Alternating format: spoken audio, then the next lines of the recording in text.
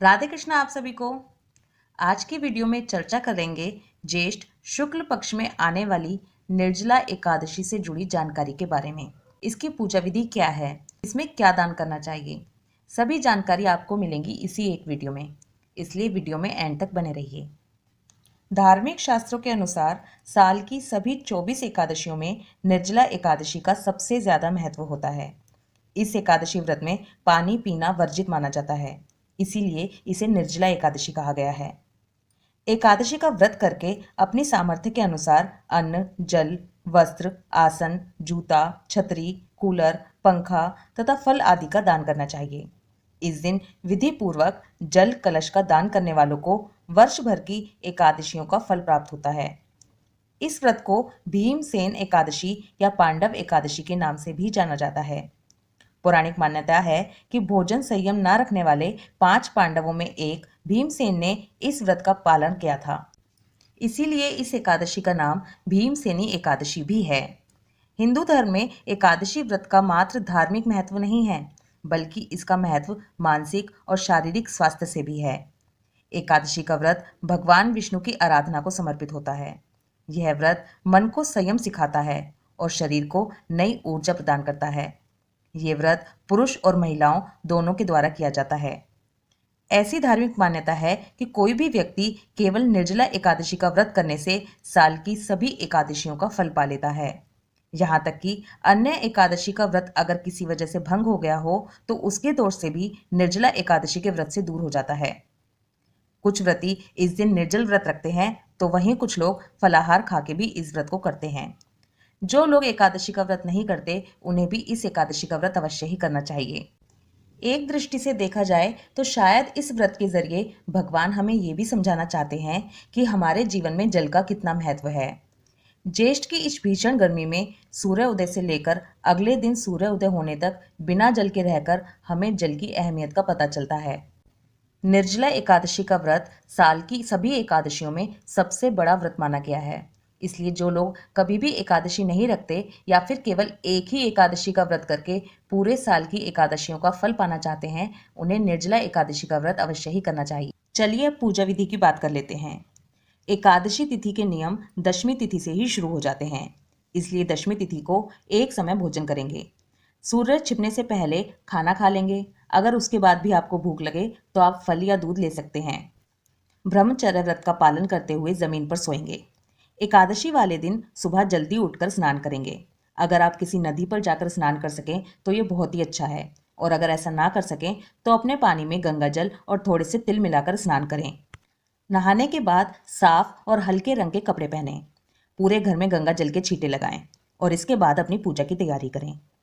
पूजा की तैयारी के लिए आपके घर में जो भी सेवित श्री विग्रह हैं या फिर अगर आपके पास भगवान की तस्वीर है तो उसको पंचामृत से स्नान कराकर सुंदर श्रृंगार करेंगे।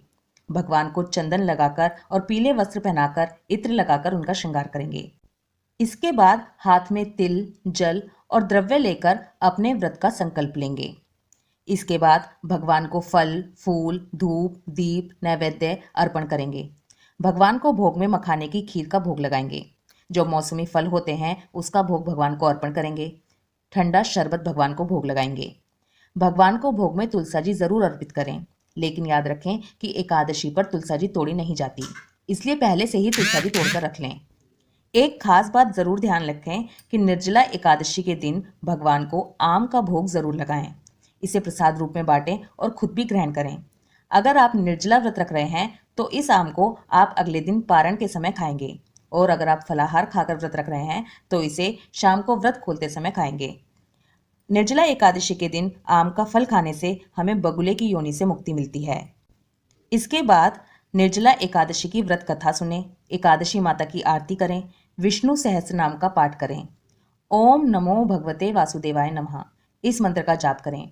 इस मंत्र का जाप पूरा दिन अपने मन मन में करते रहें। सूर्य भगवान को जल अर्पित करें और तुलसा माता की पूजा करें। एकादशी के दिन तुलसा जी में जल नहीं दिया जाता, लेकिन उनकी पूजा की जाती है। जो लोग निर्जल व्रत करेंगे उन्हें शाम के समय कुछ भी नहीं लेना, और जो लोग फलाहार का व्रत करेंगे वो शाम के समय फलाहार कर सकते हैं। आप केवल लिक्विड लेकर भी अपना निर्जला व्रत कर सकते हैं अगर आपके अंदर सामर्थ्य नहीं है तो, लेकिन कोशिश करें कि कम से कम निर्जला एकादशी के दिन नमक का त्याग करें। यहाँ पर मैं आपको ये बता दूं कि जो लोग निर्जल व्रत करेंगे वो एकादशी वाले दिन सूर्योदय से लेकर अगले दिन पारण करने तक निर्जल ही रहेंगे और उसके बाद पारण के समय तुलसी मिश्रित जल लेकर अपने व्रत का पारण करेंगे। इसके अलावा जो लोग केवल लिक्विड लेकर व्रत करेंगे वो शाम के समय लिक्विड ले सकते हैं। जो लोग फलाहार का व्रत करेंगे वो शाम के समय फलाहार ले सकते हैं, लेकिन कोशिश करें कि आप निर्जल व्रत करें। एकादशी के दिन रात्रि जागरण का बहुत अधिक महत्व होता है, इसलिए रात्रि जागरण जरूर करें। अगर आप पूरी रात नहीं जग सकते तो कम से कम 1 बजे तक रात्रि जागरण जरूर करें। इसमें आप भागवत कथा सुन सकते हैं, भजन कीर्तन सुन सकते हैं या फिर आपस में बैठकर भगवत चर्चा भी कर सकते हैं। द्वादशी के दिन सुबह नहा धोकर पूजा करेंगे, ब्राह्मण को खाना या सीधा दक्षिणा रखकर देंगे और उसके बाद अपने व्रत का पारण करेंगे। पारण समय बताने से पहले मैं आपको थोड़ी सी जानकारी एकादशी के दिन दान के बारे में दे दूं। निर्जला एकादशी के दिन दान का बहुत अधिक महत्व है। निर्जला एकादशी पर जल ग्रहण नहीं करना चाहिए, लेकिन निर्जला एकादशी के दिन जल का दान जरूर करना चाहिए। सबसे पहले जो दान हमें मंदिर में करना है वो है आपको पानी से भरकर एक कलश लेना है, उसके ऊपर उसका ढकना या फिर सफ़ेद कपड़ा रखकर उसमें आपको चीनी रखनी है और दक्षिणा रखनी है और फिर ये मंदिर में देना है। कई बार ऐसा होता है कि पंडित जी घड़ा लेने से मना कर देते हैं क्योंकि उनके पास ऑलरेडी बहुत सारे घड़े इकट्ठे हो जाते हैं, तो ऐसी कंडीशन में आप पानी की बोतल भी दे सकते हैं। जल से भरे हुए घड़े का या फिर बोतल का दान तो आपको मंदिर में करना ही है। इसके साथ आप फल, पंखा, जूता, इस तरह की कोई भी चीज़ रख सकते हैं। इसके अलावा आप प्याऊ लगवा सकते हैं या फिर जल का भंडारा भी कर सकते हैं। इसके अलावा आप बहन बेटी को भी दान दे सकते हैं। निर्जला एकादशी के दिन दान का बहुत अधिक महत्व है, इसलिए दान जरूर करें। इसी के साथ कुछ बातों का विशेष ध्यान रखें। एकादशी व्रत के दिन कभी भी सर नहीं धोना चाहिए। एकादशी के दिन तुलसाजी नहीं तोड़नी चाहिए। एकादशी के दिन कभी भी ज़्यादा साफ सफाई, झाड़ू पोछा ना करें, ऐसे जीवों के मरने की शंका रहती है। कभी भी एकादशी के दिन मिथ्या भाषण ना करें, झूठ ना बोलें, गुस्सा ना करें, घर में क्लेश की स्थिति ना पैदा होने दें। जितना हो सके उतना शांत रहें। आई होप आज की वीडियो में दी गई इन्फॉर्मेशन आपके लिए हेल्पफुल होगी। वीडियो पसंद आए तो वीडियो को लाइक कर दीजिए। इस वीडियो से रिलेटेड कोई भी क्वेश्चन या सजेशन अगर आपके पास हो तो कमेंट ज़रूर कीजिए। ये जानकारी सभी लोगों तक पहुँचे, इसलिए वीडियो को जितना हो सके उतना शेयर कीजिए। राधे कृष्णा।